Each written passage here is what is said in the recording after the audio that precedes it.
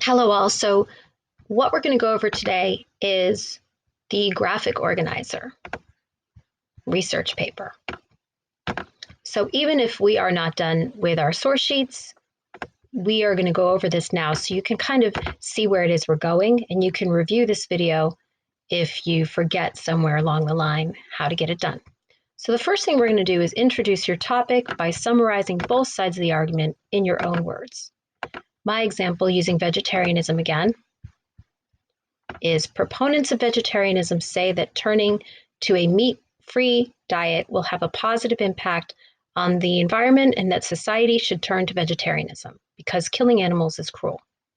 Now, one thing I'm going to suggest is that whatever side you agree with,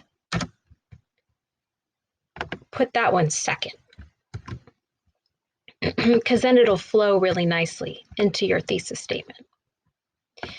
So opponents of vegetarianism argue that there are more significant ways to reduce our carbon footprint and that killing animals for food is part of the circle of life. I'm not really crazy about the circle of life. It's a little Lion King, but that's what I have for now. And that's part of organizing our thoughts, is putting everything into our own words and then maybe coming back to it.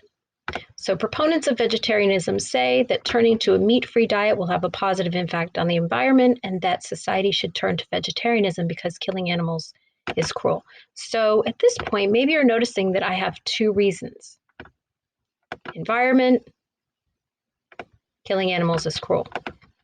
The reason for that is because just like your source sheets, in your actual graphic organizer and your essay, you're going to have to support your argument with two reasons. One, and oops, two. So I want to have that laid out for my reader in my intro.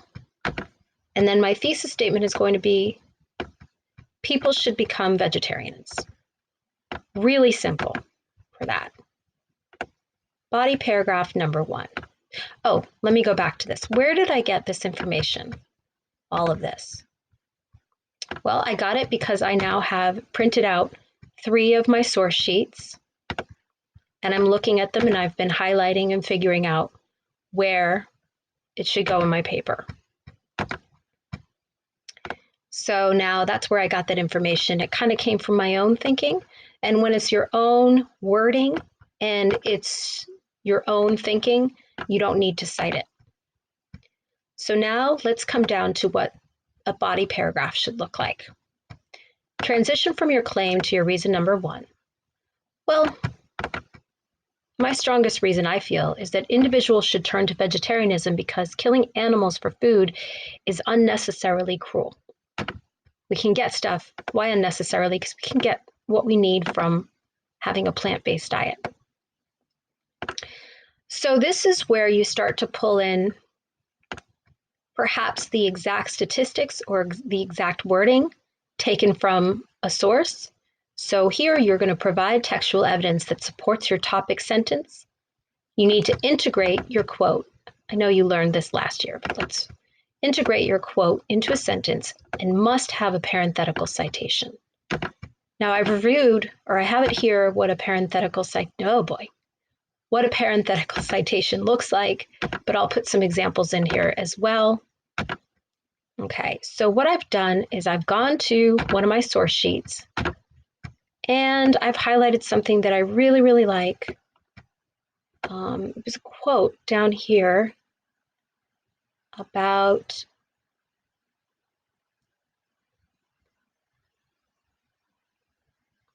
here we go. So I've decided to use the left colon because I feel that this quote is more powerful than anything I could say in my own words. So I've gone here, and as you can see, I took the information and then I changed the wording around just a little bit